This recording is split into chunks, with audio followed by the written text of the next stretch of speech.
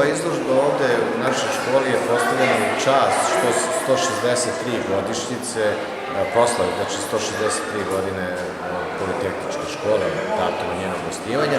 Inače, naravno, naša škola je nastala kao, tako, u 19. veku, u vreme kada je se i desio Drugi srpski ustanak. Znači, Drugi srpski ustanak je postavio temelje, između ostalog, i da postoje i srednje stručne škole, odnosno vojno-zanatilske škole, kao što je naše, vojno-topolinice i tako dalje.